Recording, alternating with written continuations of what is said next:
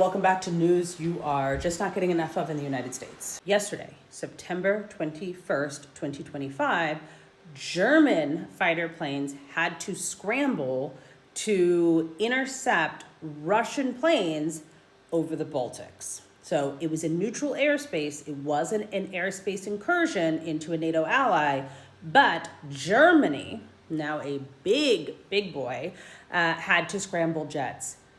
This is an escalation. This is a multiple front incursion or attempted incursion to test NATO responses and to see what's going to happen. This has come on the heels of there being reports that the U.S. is pulling back its support in the Baltics.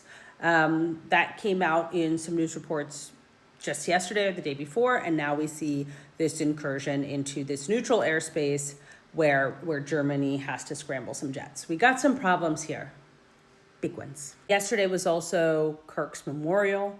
We're not gonna say much about that, but we are gonna say that it is interesting timing. And also, yet another Black child was found at her college campus, unalived and floating in a bayou. She had been reported missing, last seen at 1 a.m., and her body was discovered in the bayou. The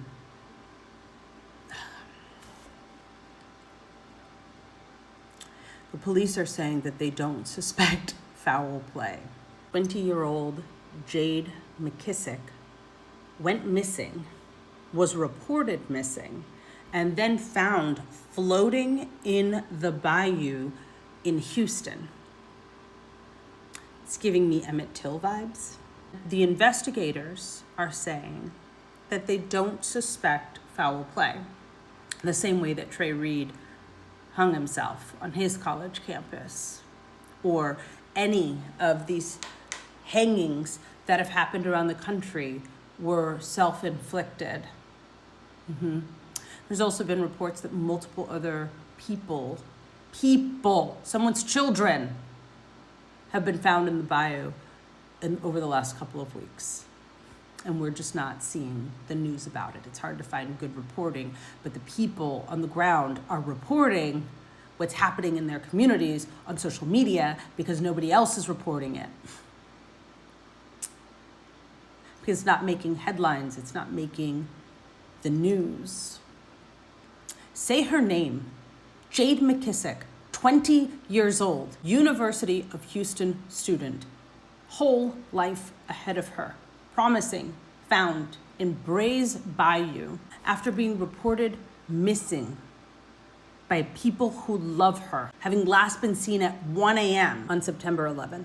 She had been out with friends. She went walking next door to get a drink from the gas station. She went by herself, apparently had left her phone behind, and then is seen on camera walking back. Her body is then found 2 miles from the university's School of Medicine or medicine building. There's no suspected foul play. The autopsy report says no signs of struggle. The same way Trey Reed's autopsy said there was no foul play and no signs of struggle, but reports were put out there that he had broken legs and a broken arm. We can't trust the official story. And when you can't trust the official story or those who are investigating, when it is the death of a Black or brown person, that's institutionalized racism. Because the same thing that would bring, the same system that might bring justice for one person systematically denies it for someone else based on their color. And oftentimes for the protection of the perpetrators, not the victims.